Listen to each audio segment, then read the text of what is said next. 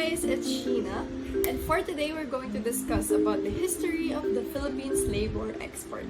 Let's go!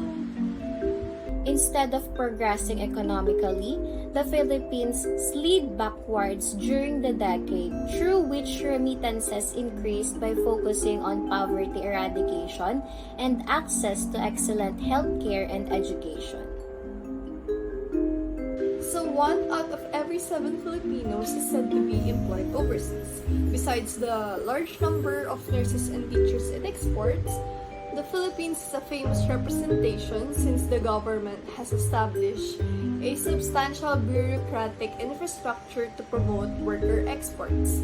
Formal remittances to the nation were documented with a total of more than $1 billion every month. Remittances to the Philippines more than threefold in 10 years between 1998 and 2007.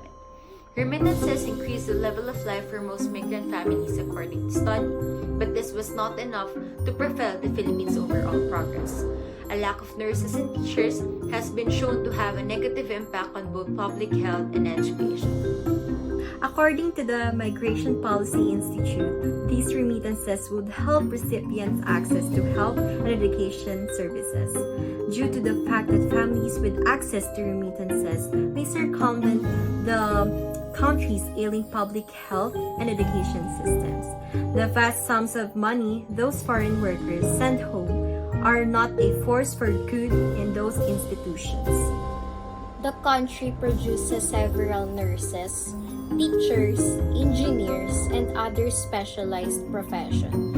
At the end of the race, they all migrate. Why? Poverty. The Asian Development Bank, or ADB, offers a somber assessment of poverty in the Philippines, including that from 1985 to 2000, the country's level of income poverty increased. A whopping 4 million more individuals live in poverty in 2000 than they did in 1985. Dropout rates are rising, enrollment rate is dropping, and the quality of education is bad according to ADB. The educator-to-student ratio has increased and is growing substantially in public primary schools where students may attend. Education quality is also a problem. The Philippines' once dominant edge has eroded due to a decline in the country's English proficiency. Few public high school instructors are native English speakers, according to a recent government survey. The Philippines boasts Asia's largest educator-to-student ratio, with classes often including as many as 100 pupils. Although it is a commonly held belief the Philippines has an oversupply of instructors, this is false. There is no teacher shortage in the Philippines.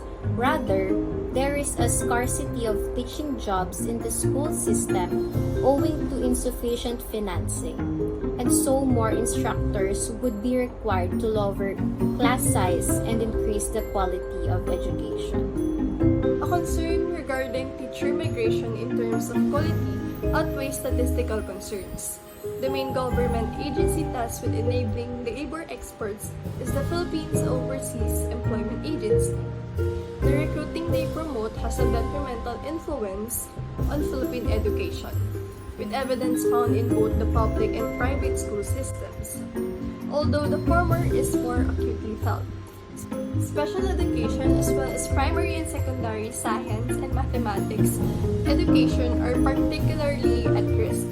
Those who go overseas to work as teachers usually have more education and experience. It is indeed difficult to find adequate substitutes for them. Now, are we right to call our fellow overseas Filipino workers heroes? Low salaries and long work hours force many Filipinos to leave the nation, including women who are mostly employed as caretakers and domestic workers.